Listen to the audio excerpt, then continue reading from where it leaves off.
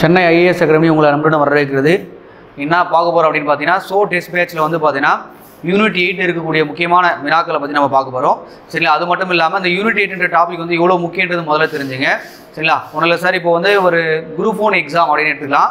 அதில் ஃபுல்லாகவே வந்து பார்த்தீங்கன்னா மேக்ஸ் ஜிஎஸ் மட்டும் தான் கேட்பாங்க. உங்களுக்கு மேக்ஸ் 25 கேட்பாங்க, ஜிஎஸ் வந்து மற்ற இருக்கக்கூடிய யூனிட் எல்லா பற்றியும் கேட்பாங்க. சரிங்களா? இப்போது இந்த யூனிட் 8 வந்து மட்டும் பார்த்தீங்கன்னா குரூப் 1 வந்து பார்த்தீங்கன்னா ஒரு 38லிருந்து 40 கொஸ்டின் அளவுக்கு கேட்பாங்க. சரிங்களா? ரொம்ப முக்கியமான ஏரியா அது. சரிங்களா? அந்த ஏரியா வந்து பார்த்தீங்கன்னா ஒரு மார்க் டிசைட் பண்ணுற ஏரியாவாக கூட இருக்கும் அது. சரிங்களா? அதே வந்து பார்த்தீங்கன்னா ஒரு குரூப் 2 சரிங்களா அண்ட் 2A ரெண்டு ஜாயின் ஆகிருக்கு. அது மட்டும் இல்லாமல் குரூப் 4 இந்த எக்ஸாமில் வந்து பார்த்தீங்கன்னா தமிழ் 100 மார்க் இருக்குது, 25 மார்க் வந்து பார்த்தீங்கன்னா மேக்ஸ் இருக்குது. சரிங்களா? இதில் வந்து பார்த்தீங்கன்னா எவ்வளோ கொஸ்டின் கேட்பாங்க அப்படின்னு பார்த்தீங்கன்னா ஒரு 10லிருந்து 15 கொஸ்டின் வந்து கம்பல்சரி இது கேட்கறதுக்கான வாய்ப்பு இருக்குது. ஏரியாவில் எவ்வளோ கொஸ்டின் பாருங்கள், 10லிருந்து 15 கொஸ்டின் கேட்கறதுக்கான வாய்ப்புகள் இருக்குது. சரிங்களா? குரூப் 4லையும் சரி 2A சரி கேட்கறதுக்கான வாய்ப்பு இருக்குது. அப்போது இந்த யூனிட்டுக்கு வந்து பார்த்தீங்கன்னா நிறைய முக்கியத்துவம் கொடுத்து நீங்கள் படிக்கணும். சரிங்களா? சரி, ஓகே சார், நம்ம அந்த டெஸ்ட்டில் இருக்கக்கூடிய வினாக்களை பற்றி நம்ம பார்க்கலாம். சரிங்களா? கொஸ்டின்குள்ளே போகலாமா சார்? ஃபர்ஸ்ட் பாருங்கள், கொஸ்டின் பாருங்கள். சங்க காலத்தில் எந்த இடத்தில் ரோமானிய நாணயங்கள் கண்டுபிடிக்கப்பட்டது அப்படின்னு கேட்டிருக்காங்க. சரி, ஒரு தொல்லியல் அகழ்வாய்ச்சி பற்றி கேட்டிருக்காங்க. சரிங்களா? இப்போ ரோமானிய நாணயங்கள் எங்கேருந்து கண்டுபிடிச்சாங்க, ரோமன் காயின்ஸ் வந்து எங்கேருந்து கண்டுபிடிச்சாங்க அப்படின்னு பார்த்தீங்கன்னா அரிக்கமேட்டிலேருந்து கண்டுபிடிச்சாங்க. சரிங்களா? அரிக்கமேட்டிலேருந்து இதை கண்டுபிடிச்சிருக்காங்க. சரி, இந்த அரிக்கமேடுன்றது எங்கே இருக்குன்னு கூட கேட்பாங்க. சரி, இது எங்கே இருக்குது அப்படின்னு பார்த்தீங்கன்னா புதுச்சேரிக்கு பக்கத்தில், அதாவது பாண்டிச்சேரிக்கு அருகில் இருக்குது. சரிங்களா? பாண்டிச்சேரிக்கு அருகில் இருக்குது. இது யார் முதல்ல அகழ்வாராய்ச்சி பண்ண கூட எக்ஸாமில் கேட்டிருக்காங்க சார். 1940 Mortimer wheeler. சரிங்களா? மார்டிமர் வீலர் தான் பார்த்தீங்கன்னா இங்கே அகழ்வாராய்ச்சி பண்ணார். சரிங்களா? அகழ்வாராய்ச்சி பண்ணியிருக்காரு. சரி, எப்படி உங்கள் ரோமானிய கூட தொடர்பு கொண்டாங்க எவ்வளோ கேட்பாங்க. சரி, ஒன்றும் இல்லை சார், கிமு 300 சரிங்களா ரோமானிய நாட்டினுடைய அரசராக இருக்கக்கூடிய அகஸ்டஸ். யார்? அகஸ்டஸ் இவர் வந்து பார்த்தீங்கன்னா நம்முடைய அரிக்கமேட்டோட வந்து பார்த்தீங்கன்னா வாணிபம் வேலைகள்லாம் பார்த்துருக்காரு. சரி, அந்த வாணிபம் பண்ணுறதுனால அந்த நாட்டினுடைய செல்வங்கள் எல்லாம் வந்து பார்த்தீங்கன்னா குறைஞ்சி போய் அந்த நாடானது திவாலாக கூட நிலை கூட போயிருக்குன்னு சொல்லிட்டு அங்கே கூட அறிஞர்கள் சொல்லியிருக்காங்க, எச்சரிக்கை பண்ணியிருக்காங்க, அந்த அரசாங்கத்துக்கே எச்சரிக்கை பண்ணியிருக்காங்க. அப்போ வந்து பார்த்தீங்கன்னா அகஸ்டஸ் என்பவர் வந்து பார்த்தீங்கன்னா இங்கே வணிகம் பண்ணியிருக்கான்றது ஒரு இதுவாகுது. அது மட்டும் இல்லாமல் அங்கே இருக்கக்கூடிய நாணயங்கள் வந்து பார்த்தீங்கன்னா வாணிபங்கள் நடந்திருக்கு. அப்போ கண்டிப்பாக நாணய பரிமாற்றமானது நடந்திருக்கும். அப்போ புதுச்சேரியில் வந்து பார்த்தீங்கன்னா கண்டுபிடிச்ச அந்த நாணயங்கள் என்பது என்னது, அரிக்கமேடு கண்டுபிடிச்ச நாணயங்களுக்கு என்ன பேர் அப்படின்னு பார்த்தீங்கன்னா ரோமானிய நாணயங்கள் என்பது மறக்கவே கூடாது. சரிங்களா? அப்போது இது எங்கே இருக்குன்றது கண்டிப்பாக ஞாபகம் வச்சுக்கணும். பாண்டிச்சேரி, அது அகழ்வாய்ச்சி பண்ண மார்டிமர் வீலர் பண்ணியிருக்காரு. அடுத்து பாருங்கள் அந்த கிமு சரிங்களா 300 அகஸ்டஸ் என்ற ரோமானிய அரசர் இந்த புதுச்சேரி அதாவது அரிக்கமேட்டுக்கு வந்து பார்த்தீங்கன்னா அந்த வணிகம் பண்ணியிருக்காரு. ஓகேங்களா? அப்போ அந்த நாணயங்கள் கண்டுபிடிக்கப்பட்டது. ஓகேங்களா? அடுத்து பாருங்க, இந்த ஆதிச்சநல்லூர் இது எந்த மாவட்டத்தில் இருக்குன்னு கூட கேட்பாங்க. எந்த மாவட்டம்? தூத்துக்குடி மாவட்டத்தில் இருக்கு. எந்த ஆற்றங்கரைகளோட எங்கள் எக்ஸாம்பிள் கேட்பாங்க? தாமிரபரணி ஆற்றங்கரையில் இருக்கு. ஓகேங்களா? அடுத்து பாருங்க, இந்த கொர்க்கை இதுவும் வந்து பார்த்தீங்கன்னா தாமிரபரணி ஆற்றங்கரை தான். இதுவும் வந்து பார்த்தீங்கன்னா தூத்துக்குடி மாவட்டம். சரிங்களா? அடுத்து பாருங்க, இந்த புகார் உங்களுக்கே தெரியும். புகார் என்பது நாகப்பட்டினம் மாவட்டத்தில் இருக்கக்கூடிய சீர்காழி வட்டத்தில் காவிரி நதியானது கடலில் கடக்கூடிய இடத்துல சங்கமம் சொல்லுவாங்க. எங்கே கலக்குதோ அந்த இடத்துல என்ன இருக்குது, இந்த புகார் என்ற துறைமுகமானது இருக்குது. ஓகேங்களா? இதை ஞாபகம் வச்சுக்க போதும். சரிங்களா? அடுத்த கொஸ்டின் பாருங்க சார். ஆதிச்சநல்லூர் கண்டறியப்பட்ட ஆழ்வுகளத்தில் உண்மைகளில் பின்வருவனவற்றுள் எது பொருந்தாதது அப்படின்னு கேட்டிருக்காங்க. சரிங்களா? இப்போ வந்து பார்த்தீங்கன்னா ஆதிச்சநல்லூர் முதல்ல வந்து எங்கே இருக்குது, நான் முதலே சொல்லிட்டேன். எங்கே இருக்குது? தூத்துக்குடி மாவட்டத்தில் இருக்குது. சரி, இந்த இடத்துல யார் முதல்ல அகழ்வாய்வு பண்ணா, இதனுடைய இடத்தினுடைய சிறப்பிலிருந்து முதல்ல தெரிஞ்சு வச்சுங்க. ஓகேங்களா? 1876 ஆண்ட்ரூ ஜாக்கர் சரிங்களா இவர் தான் முதல்ல என்ன பண்ணாரு, அகழ்வாராய்ச்சி மேற்கொள்றாரு. அந்த அகழ்வாராய்ச்சி பண்ணி அங்கே என்னென்ன விஷயங்கள் கண்டுபிடிக்கிறார் அப்படின்னு பார்த்தீங்கன்னா இந்த நெல் உமிழ். சரிங்களா? நெல் உமிழ் சரிங்களா? அது மட்டும் இல்லாமல் அங்கே இருக்கக்கூடிய மக்கள் வந்து பார்த்தீங்கன்னா என்னென்ன வேலைகள்லாம் செஞ்சிருக்காங்களோ அவர் வந்து சொல்லியிருக்காரு. என்னென்ன வேலைகள் செஞ்சு அப்படின்னு பார்த்தீங்கன்னா சார் அங்கே வந்து பாருங்க, இந்த ஆப்ஷன் எல்லாம் பாருங்க, நன்கு ஒரு பாதுகாக்கப்பட்ட நகரம் கொடுத்துறான். அது கரெக்டான ஒரு விஷயம் தான். அடுத்து பாருங்க, குழவர்கள் குடியிருப்புகள் இருந்தன. கண்டிப்பாக குழவர்கள் வந்து பானை வந்து குடிவாங்க பார்த்தீங்களா, பானையை குடிவாங்க பாருங்க, அதான் குழவர்கள் சொல்லுவாங்க. அது நம்மளும் இல்லாமல் நெசவு தொழில் செஞ்சிருக்காங்க, தச்சர்கள் அங்கே இருந்திருக்காங்க, நெல் மற்றும் உமிழ் அவங்க விவசாயம் நடந்திருக்கு. சரிங்களா? அது மட்டும் இல்லாமல் போர்க்களத்துக்கு போகிறதுக்கு முன்னாடி விலங்குகளை பலிக்க இருக்கக்கூடிய அந்த இது கூட பார்த்தா நாங்கள் கண்டுபிடிச்சிருக்காங்க. சரி, இது மாதிரி எல்லா அகழ்வாய்வுகளும் இவர் பண்ணியிருக்காரு. அது மட்டும் இல்லாமல் அந்த அகழ்வாராய்ச்சி கண்டுபிடிக்கப்பட்ட இந்த எலும்புகள், மண்டை ஓடுகள் சரிங்களா அங்கே கண்டுபிடிக்க எல்லா பொருட்களும் என்ன பண்ணாங்க, பெர்லின் என்ற அருங்காட்சியகத்தில் வச்சிருக்காங்க. பெர்லின். சரிங்களா? அப்போது இது வந்து அகழ்வாராய்ச்சி பண்ணது யார் உங்களுக்கு தெரியும், யார் பண்ணது அப்படின்னு பார்த்தீங்கன்னா ஆண்ட்ரூ ஜாக்கர். 1876 ஆண்ட்ரூ ஜாக்கர் தான் பண்ணார். ஆண்ட்ரூ ஜாக்கர் சரிங்களா. இதை கண்டுபிடிச்ச எல்லா பொருளும் எங்கே வச்சிருக்காரு அப்படின்னு பார்த்தீங்கன்னா பெர்லின் என்ற அருங்காட்சியகத்தில் வச்சிருக்காரு. இவர் வந்து பார்த்தீங்கன்னா ஒரு ஜெர்மன் நாட்டை சேர்ந்தவர். இந்த கேட்பாங்க, ஆண்ட்ரூ ஜாக்கர் வந்து ஒரு ஜெர்மனி நாட்டை சேர்ந்தவர். இவர் வந்து கண்டுபிடிச்சிருக்காரு. இது மாதிரி இங்கே வந்து அருங்காட்சிகளை வச்சிருக்காங்களோட எக்ஸாம்பிள் உங்களுக்கு கேட்பாங்க. இது பெர்லின் அருங்காட்சிகளை வச்சிருக்காங்க. அப்போ இந்த ஆப்ஷன்ஸ்லாம் பார்க்கும்போது நன்கு பாதுகாக்கப்பட்ட நகரம் என்றது ரைட்டு.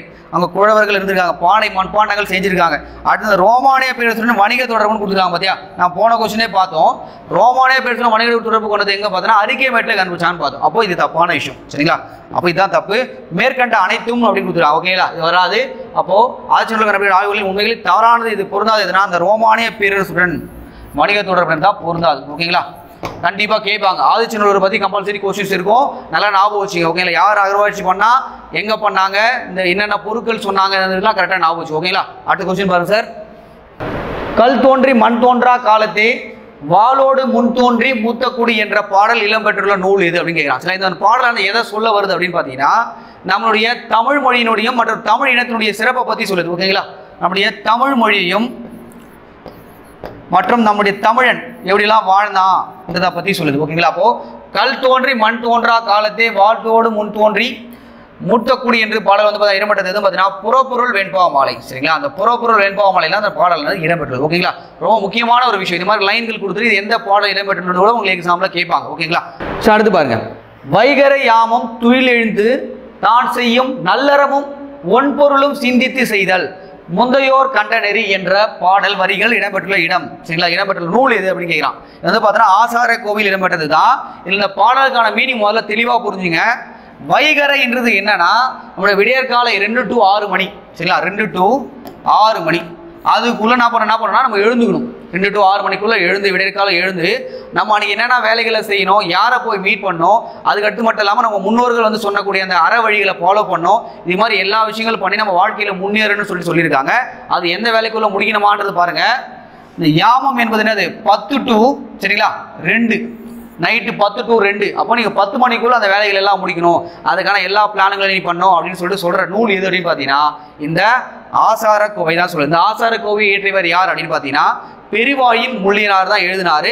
சரிங்களா, இதுக்கு என்ன சொல்லுவாங்கன்னா ஒழுக்க நெறிகளை காட்டக்கூடிய ஒரு நூல் கூட சொல்லுவாங்க. ஓகேங்களா, ஆசாரம் என்றால் ஒழுக்கம். சரிங்களா, அப்போ ஆசாரம் என்றால் என்னது ஒழுக்கம். அந்த ஒழுக்கத்தை ஃபாலோ பண்ணி வாழ்க்கையில் வாழணும் அப்படின்னு சொல்றதுதான் வந்து பார்த்தா நூலோட சிறப்பு. அப்போ முன்னையோர் கண்ட நெறி, நம்ம முன்னோர்கள் இந்த மாதிரி வேலைகள் பார்த்துருக்காங்க, அது மாதிரி நம்மளும் வந்து வாழ்க்கையில பின்பற்றி வாழ்க்கையில முன்னேறணும் அப்படின்னு சொல்ற நூல் எது? ஆசார கோவை சொல்லுது. ஓகேங்களா, அடுத்த கொஸ்டின் பாருங்க சார்.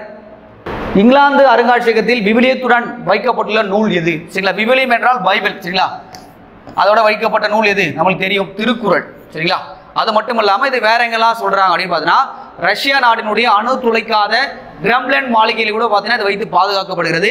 அது மட்டும் இல்லாமல் நம்ம விக்டோரியா மகாராணி காலையில் எழுந்த உடனே படிக்கக்கூடிய நூல் எதுன்னு கேட்டால் சொல்லுவீங்க, திருக்குறள் தான் நீங்க சொல்லணும். ஓகேங்களா, அப்போ இங்கிலாந்து அருங்காட்சியகத்தில் விவிலியத்துடன் வைக்கப்பட்டுள்ள நூல் எதுனா திருக்குறள் எடுத்து மறக்க விட. ஓகேங்களா, அடுத்து பாருங்க. தொல்காப்பியம் குறிப்பிடும் புறத்திணைகள் எத்தனை அப்படின்னு கேட்கறான். சார் இது மாதிரி கொஸ்டின் கண்டிப்பா கேட்பாங்க. இந்த புறத்திணைகள் என்பது என்ன அப்படின்னு பாத்தீங்கன்னா 7 புறத்திணைகள் இது இருக்கு. சரிங்களா, அது மட்டும் இல்லாம இதுல இருக்கக்கூடிய அகத்திணைகளும் 7 தான். அகத்திணையும் 7 தான். திணைகளும் 7 தான். சரிங்களா, அப்போ ரெண்டுமே முக்கியமான விஷயம் ஞாபகம் வச்சுங்க. ஓகேங்களா, வடவேங்கடம் தென்குமரி ஆழிடை தமிழ் கூறும் நல்லுலகம் என்று பின்னொன்றுள் தமிழ்நாட்டினுடைய எல்லையை கூறியவர் யார் அப்படின்னு கேட்டாங்க. சரிங்களா, வடவேங்கடம் என்றால் நம்மளுடைய திருப்பதி மலை. திருப்பதி மலையில நம்மளுடைய தென்குமரி, இதுக்கு சென்ட்ரலா வாழ்ந்த மக்கள் தான் யார்? தமிழர்கள்னு சொல்லிட்டு யார் சொன்னான்னு கேட்கிறாங்க. யாருன்னா இந்த பணம் பாரனார் தான் சொல்லியிருக்காரு. சரிங்களா, சீதா அதுக்கான ஆன்சர். இவர் யார் அப்படின்னா தொல்காப்பியரோடு கூட பயின்ற ஒரு மாணவர். சரிங்களா, இவர் வந்து சொல்லியிருக்காரு. எதில் சொல்லியிருக்காரு அப்படின்னு பார்த்தீங்கன்னா தொல்காப்பியத்தினுடைய சிறப்பாயிரம் சொல்லுவாங்க பார்த்தீங்களா, அதெல்லாம் சொல்லியிருக்காரு. ஓகேங்களா, ரொம்ப முக்கியமான ஒரு விஷயம். அதனால தான் என்ன பண்ணிருப்பாங்க, ஏகப்பட்ட போராட்டங்கள் நடந்திருக்கும். நம்முடைய வடக்கெல்லை போராட்டம், தெற்கெல்லை போராட்டம். வடக்கெல்லை போராட்டம் யார்? மாப்பு சிவனாலும் வந்து பண்ணியிருப்பார், திருத்தணி மீட்டிருப்பாரு. தெற்கெல்லையில் வந்து குமரி மாவட்டங்கள் சொல்லுவாங்க. ஒரு 4 ஊர்களை சேர்த்து என்ன பண்ணிருப்பாங்க, கன்னியாகுமரி என்ற மாவட்டமானது உருவாக்கப்பட்டிருக்கும். அதுக்கு பாடுபட்டவர் யார்? சரிங்களா, மார்சல் நேசமணி வந்து பாடுபட்டார். ஓகேங்களா, இந்த மாதிரி விஷயங்களா தெரியும். அதுக்காக தான் நம்ம ஆடுகள் போராட்டங்களை பண்ண எல்லை போராட்டங்கள் நடந்தது. ஓகேங்களா, அப்போ வடவேங்கடம் தென்குமரி. அப்போ வடவேங்கடம் என்றால் திருப்பதி மலை. ஓகேங்களா, தென்குமரி என்றால் இது நம்மளுடைய குமரி மாவட்டம். சரிங்களா, தென்முனை அப்படின்னு சொல்லப்படுது. ஓகேங்களா, அப்போ இது சொன்னது யாருன்னா பணம் பாரனான்றது நம்ம ஞாபகம் வச்சு. ஓகேங்களா, அடுத்த கொஸ்டின் பாருங்க சார். அடிகள் நீரே அருளுகை என்று கூறியவர் யார் அப்படின்னு கேட்குறாங்க. சரிங்களா, ஒன்றும் இல்லை சார், சீத்தலை சாத்தனாரும் இருக்கக்கூடிய இளங்கோவடிகளும் பார்த்தீங்கன்னா ஒரு ஃப்ரெண்ட்ஸ் 2 பேருமே. சீத்தலை சாத்தனார்னா சொல்லுவார் அப்படின்னு பார்த்தீங்கன்னா கண்ணகியினுடைய கதை எல்லாத்தையுமே சொல்லியிருப்பார். அந்த கதையை கேட்டு எழுதுனது யாரு? சிலப்பதிகாரத்தை எழுதியவர் இளங்கோவடிகள். அப்போ அடிகள் நீரே அருளுகை என்று சொன்னது யாரு? சீத்தலை சாத்தனார் தான் சொல்லணும். சரிங்களா? இளங்கோவடிகள் வந்து அதை எழுதினார், சிலப்பதிகாரத்தை எழுதியவர். ஓகேங்களா? அப்போ இந்த சீத்தலை சாத்தனார் வந்து பாத்தீங்கன்னா இந்த சீத்தலை என்பது எங்க இருக்குன்னு கேட்பாங்க. சரிங்களா? சீத்தலை என்பது பாத்தீங்கன்னா எங்க இருக்குன்னு கேட்பாங்க. திருச்சியில வந்து ஒரு பிறந்திருப்பாரு, மதுரையில வந்து பாத்தீங்கன்னா கூல வணிகம் செய்திருப்பாரு. ஓகேங்களா? அதை ஞாபகம் வச்சுங்க. அது மட்டும் இல்லாம இந்த சீத்தலை சாத்தனாருக்கு என்னென்ன வேற பெயர்கள் இவர் கொடுத்திருப்பாரு? தண்டமிழ் ஆசன். இந்த இளங்கோவடிகள்லாம் சொல்லுவாரு தண்டமிழ் ஆசன், சாத்தூர், நன்னூர் புலவன் அப்படின்னு கூட சொல்லியிருப்பாங்க. ஓகேங்களா? அது ஞாபகம் வச்சு கேட்பாங்க. சேரன் செங்கரும் தெரியும், ரெண்டு பேரும் பார்த்தா அண்ணன் தம்பின்றது உங்களுக்கு தெரியும். ஓகேங்களா? அப்போ அடிகள் நீரே அருகில் என்று சொன்னது யாரு? சீத்தலை சாத்தனார் தான் சொன்னார். ஓகேங்களா? அடுத்த கொஸ்டின் பாருங்க சார். மேட்ச் ஆஃப் ஆலை கொடுத்தாங்க. தமிழ் சங்கங்கள் நடந்திருக்கு, முதற் சங்கம், இடைச்சங்கம், கடைச்சங்கம். அதில் எத்தனை மன்னர்கள் பார்ட்டிசிபேட் பண்ணியிருக்காங்க அப்படின்னு கூட கேட்டுருக்காங்க. ஓகேங்களா? சரிங்களா? ஃபர்ஸ்ட் பார்க்கலாம். முதற் சங்கம் அப்படின்னா இந்த முதற் சங்கத்தில் வந்து பார்த்தா 89 மன்னர்கள் இருந்தாங்க. சரிங்களா?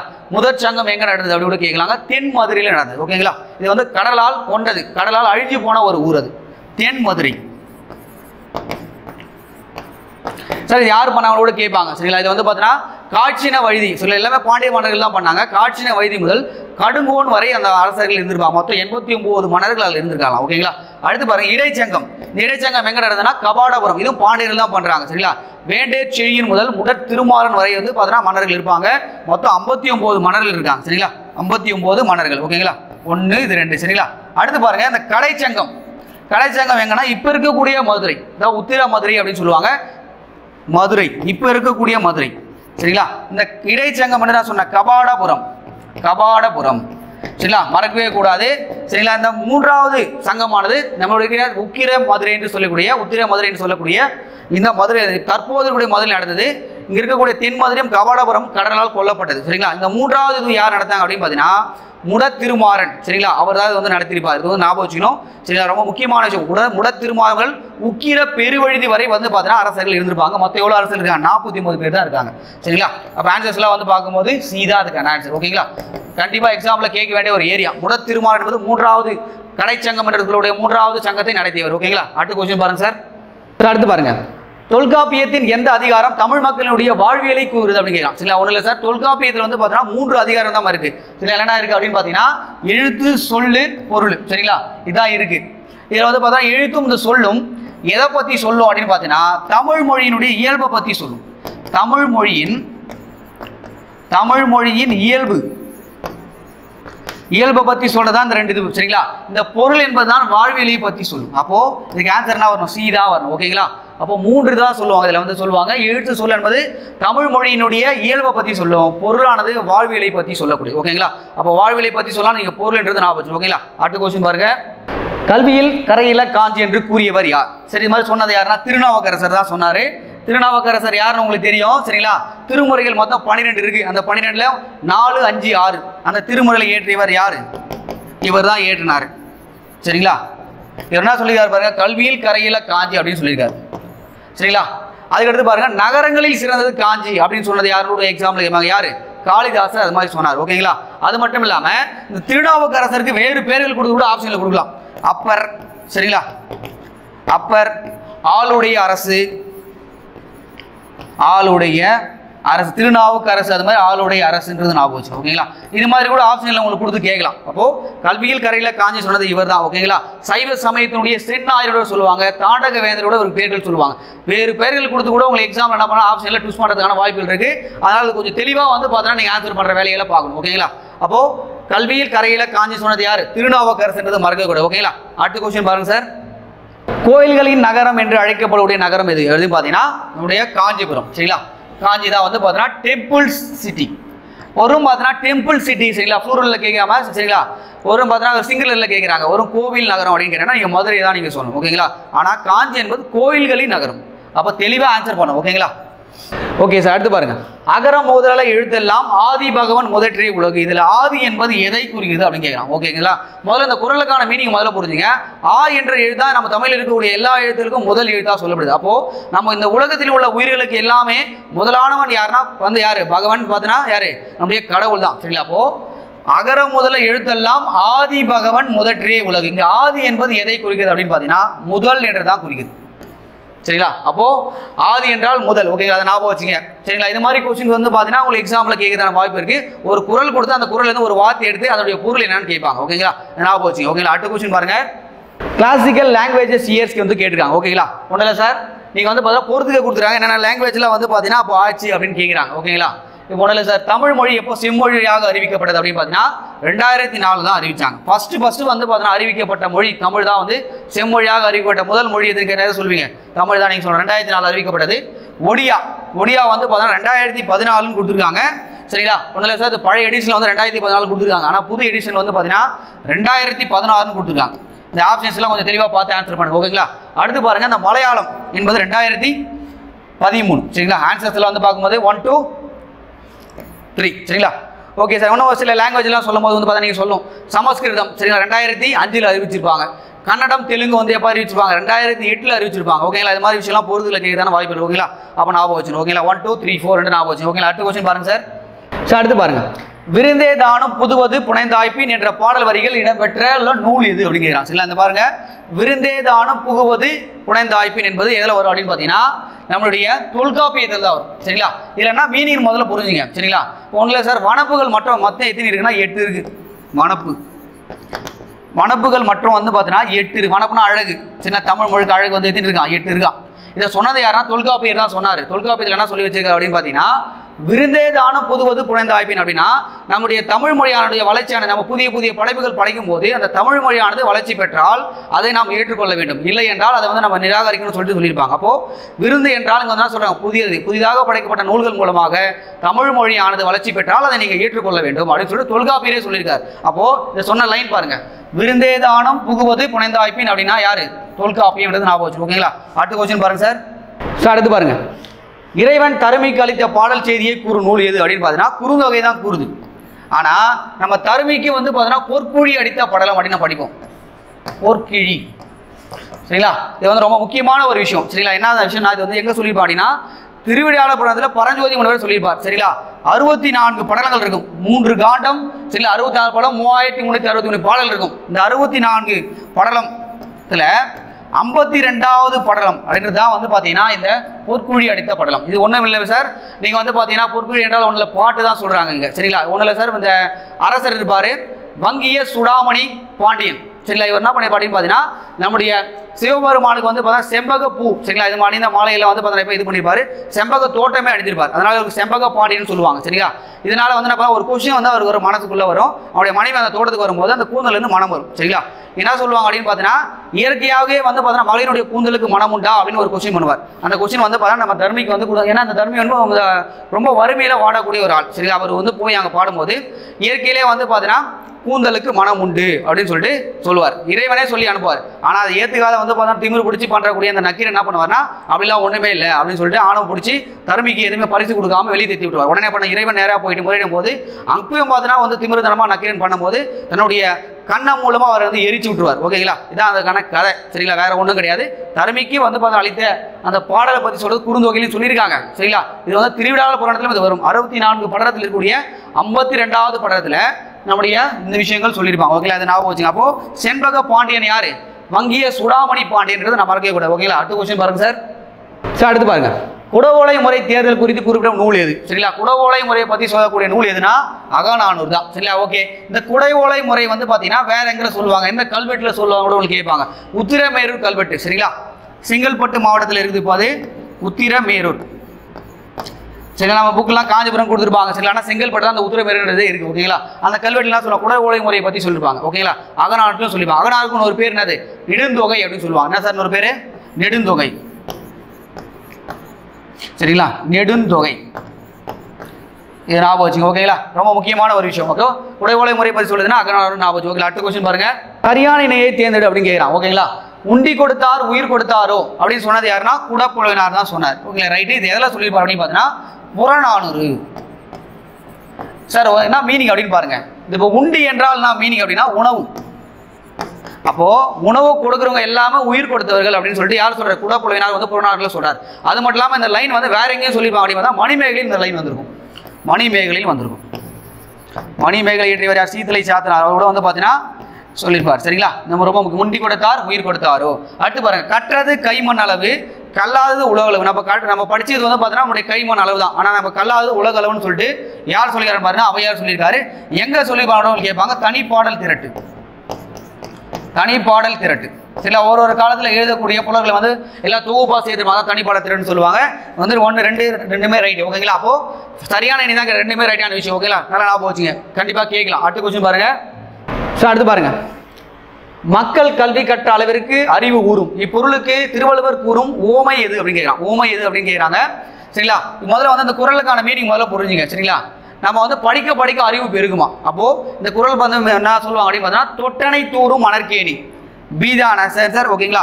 தொட்டனை தூரும் மணற்கேணி மாந்தருக்கு கற்றனை தூரும் அறிவு. அப்போ நீங்க படிக்க படிக்க அறிவு பெருகும். அது போல நம்ம கிணத்துல வந்து பார்த்தீங்கன்னா மணல் எடுக்க எடுக்கனா ஒரு நீரானது பெருகி கொண்டு வரும். அப்போ நம்ம தோண்ட தோண்ட என்ன பண்ணோம், தண்ணியானது பெருகும். மணலை தோண்ட தோண்ட தான் தண்ணியானது பெருகும்னு சொல்றாங்க. அப்போ இது வந்து மீனிங் வந்து பார்த்தா தொட்டனை தூரும் மணற்கேணி மாந்தருக்கு கற்றனை தூரும் அறிவு. ஓகேங்களா? இந்த ஞாபகம் வச்சு. ஓகேங்களா? இந்த மாதிரி விஷயம் கண்டிப்பா கேட்பாங்க.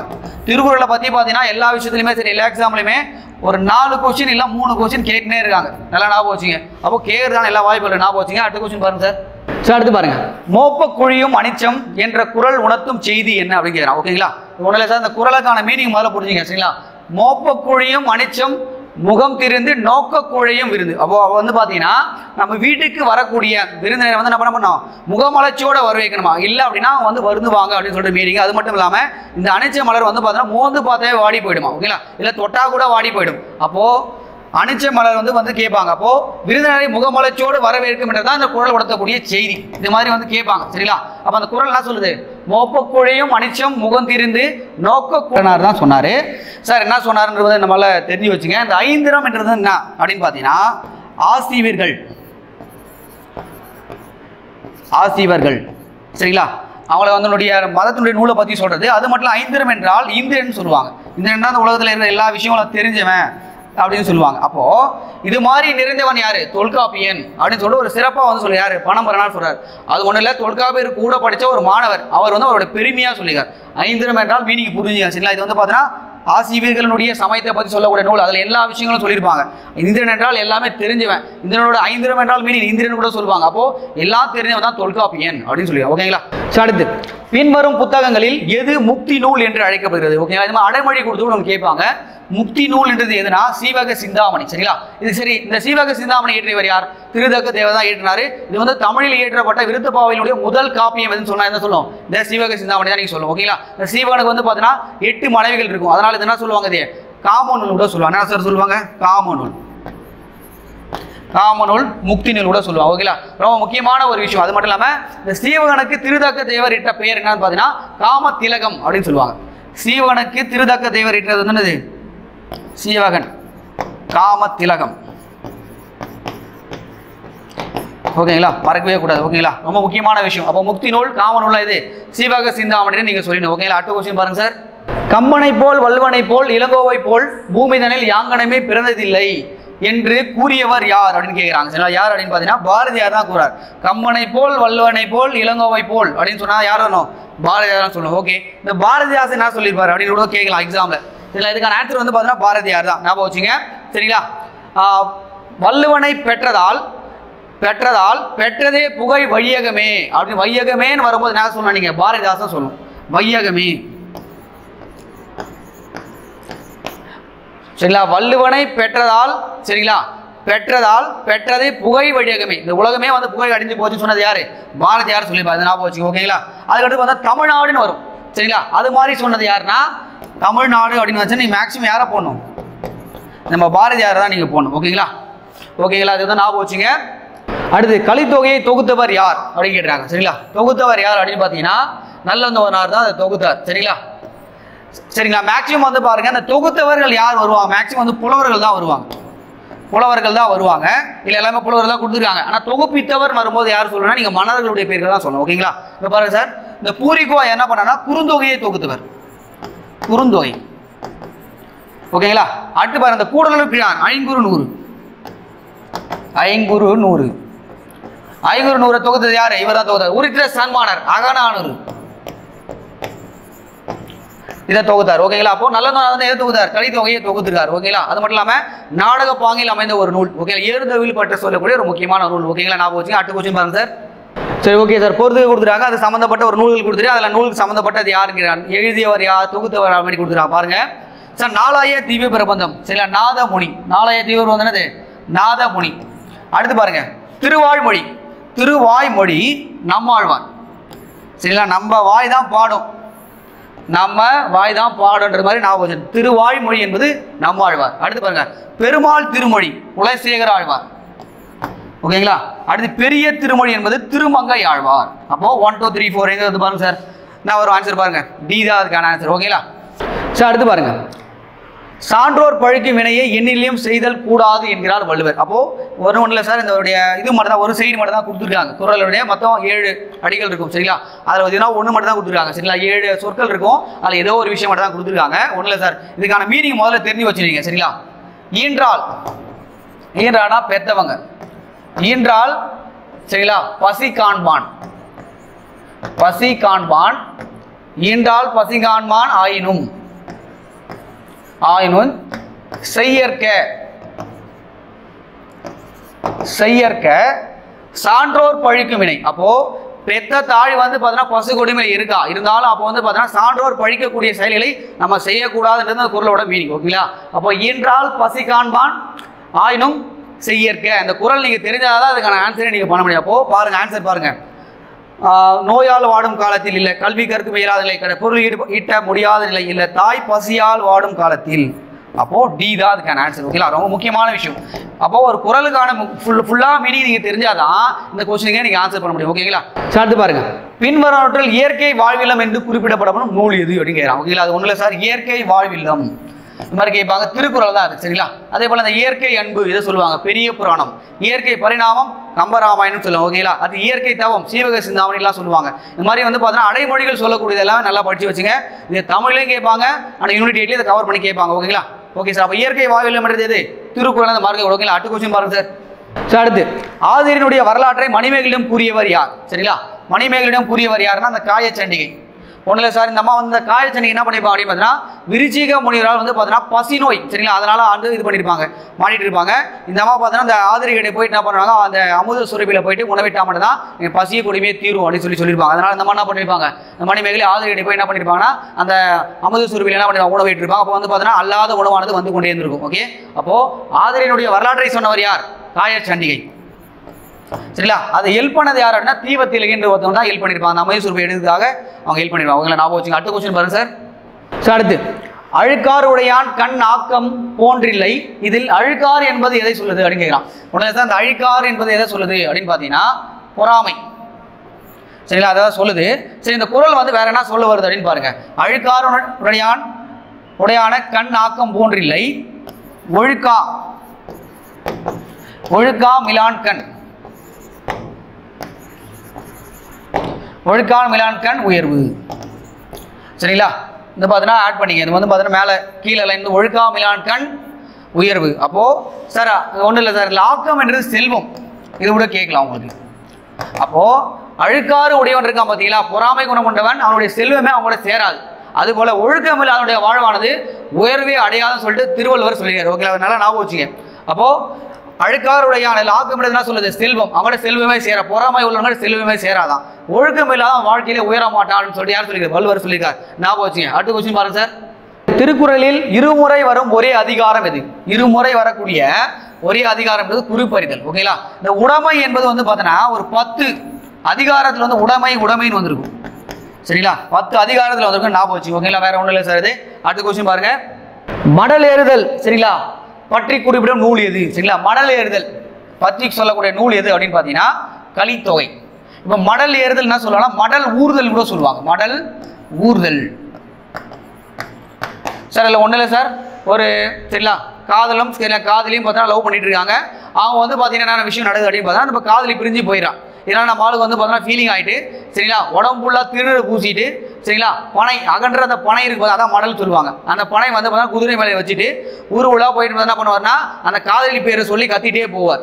இதை பார்த்த ஊர் மக்கள் என்ன பண்ணாலும் சரி இது மாதிரி வந்து பாதிக்கப்பட்டிருக்கானே சொல்லிட்டு அந்த பெண்ணை என்ன பண்ணியிருப்பாங்கன்னா கூட சேர்த்து வைக்கிறது பிளான்லாம் பண்ணியிருப்பாங்க. அது சேரதோ சேராமல் போகிறதுன்றது அவங்களோட தனிப்பட்ட விருப்பம்னு சொல்லிட்டு விட்டுட்டு போயிடுவாங்க ஊர் மக்கள். ஓகேங்களா. அப்போ மடல் ஏறுதுன்றது நான் மீனிங் புரிஞ்சுங்க. அந்த பையன் என்ன பண்ணுறான் அப்படின்னு பார்த்தீங்கன்னா உடம்புள்ளா திணறு பூசிட்டு உடம்புள்ளா ஏதோ ஒரு உருவங்கள்லாம் வணைஞ்சிட்டு அந்த பொண்ணை வந்து பார்த்தீங்கன்னா குதிரை மேலே ஏறி உட்காந்துட்டு அந்த பொண்ணை பேரை கத்திட்டே போகிறான். சரிங்களா, இது மாதிரி அவன் பாதிக்கப்பட்டிருக்கான் அப்படின்னு சொல்லிட்டு தான் இது மடல் ஏறுதல் அப்படின்னு சொல்லுவாங்க. இது மடல் ஊறுதல் கூட சொல்லுவாங்க. ஓகேங்களா, அப்போ இது என்ன சொல்லுவாங்க, எந்த நூல் வருது, கலித்தொகையில் தான் வருது. சரிங்களா, அது மட்டும் இல்லாமல் நான் முதலே சொன்னதான் நாடக பாங்கில் அமைந்த ஒரு முதல் நூல் சொல்லுவாங்க. அது மட்டும் இல்லாமல் ஏழு தழுவுதலை பற்றி சொல்லக்கூடிய முக்கியமான நூல். அது மட்டும் குறிஞ்சிக்கலியில் 29வது பாடலை பாடியவர் யார்? கபிலர் தான் பாடினார். இதெல்லாம் எக்ஸாமில் திருப்பி கேட்டுட்டு அதனால ஞாபகம் வச்சு. ஓகேங்களா, அடுத்த கொஸ்டின் பாருங்க சார். உண்மையான துறவிகள் வேடம் போட வேண்டிய தேவையில்லை, உலகம் பழிக்கின்ற தவறான செயல்களை ஒழித்து விடுவது ஒன்றே துறவிகளுக்கு வேண்டுவது. இந்த உணர்த்தக்கூடிய குரல் எது அப்படின்னு கேட்கிறான். சரிங்களா, ஒன்றும் இல்லை சார், பழித்தலும் நீட்டலும் வேண்டாம், உலகம் பழித்தலும் ஒழித்து விடின். சரிங்களா, என்ன சொல்லுவாங்க பாருங்க, நீ வந்து பார்த்தீங்கன்னா கோயிலுக்கு போய் மழித்தலாம் அது மொட்டை அடிக்கிறது, கோயிலுக்கு போய் வேணுதல் போய் மொட்டை அடிக்க வேண்டாம். நீட்டலம் நான் தவறு சொல்லிட்டு பார்த்தீங்கன்னா தாடி வளர்க்க வேண்டாம். உலகம் பழித்து ஒழித்து விடி அப்படின்னா அந்த உலகம் பழி சொல்லக்கூடிய எந்த செயல்களும் வந்து பார்த்தா நீங்கள் செய்யக்கூடாது அப்படின்னு சொல்கிற குரல் தான் இது. அப்போ துறவிகளுக்கு மட்டும் இல்லை, நம்மளுடைய மக்களுக்கும் சொல்லக்கூடிய ஒரு குரல் தான். உண்மையான துறவிகள் வேடம் போட வேண்டியதில்லை. சரி, நீ கோயிலுக்கு வேண்டதில் போய் மொட்டை போட தேவையில்லை. மழித்தலும் உலகம் பழிக்கின்ற தவறான செயல்களை ஒழித்து விடுவது ஒன்றே துறவிகளுக்கு வேண்டுவது. நீ போய் தாடி வளர்த்துட்டு இதெல்லாம் வேலையெல்லாம் பார்க்கக்கூடாது. உலகம் வந்து பழி சொல்லக்கூடிய எந்த செயலிலும் நீ செய்யக்கூடாதுன்னு சொல்லிட்டு வள்ளுவர் சொல்லிடுறேன். ஓகேங்களா, அடுத்த கொஸ்டின் பாருங்க சார். 8 தொகையில் அகமும் புறமும் சார்ந்த நூல்கள் எது அப்படிங்கிறான். அகமும் புறமும் சார்ந்தது பார்த்தீங்கன்னா இந்த பரிபாடல் தான். சரிங்களா, சரி ஓகே. இந்த பதிற்று பற்றும் இந்த புறநானூறும் இந்த ரெண்டும் வந்து பார்த்தீங்கன்னா புறநூல்கள் சொல்லுவாங்க. இது வந்து 2 தொகை நூலில் மட்டும் 8 இருக்கு. இதில் வந்து அகமும் புறமும் சேர்ந்தது 1. சரி, நான் சொல்லிட்டேன் இந்த பதிற்று பற்றும் புறநானூறு நான் சொல்லிட்டேன், புறநூல்கள் சொல்லிட்டேன். அப்போ அகமும் சார்ந்தது எத்தனை இருக்கும்? 5. அகத்தை சார்ந்தது எத்தனை? 5. அப்போ டோட்டலாக 8 நான் போச்சு. ஓகேங்களா, சரி ஓகே சார். அடுத்த கொஸ்டின் பாருங்க. சரியான இணையை தேர்வு செய்ய அப்படிங்கிறான். சரிங்களா, இந்த முல்லைத்திணையில் வந்து பார்த்தீங்கன்னா எத்தனையாவது பாடல் இது அது மாதிரி கொடுத்துருக்காங்க. மருதிணை நான் பாடல் கொடுத்துருக்காங்க. இதில் எதில் வரும் அப்படின்னு பார்த்தீங்கன்னா அகநானூறு தான் சார் இது வரும்.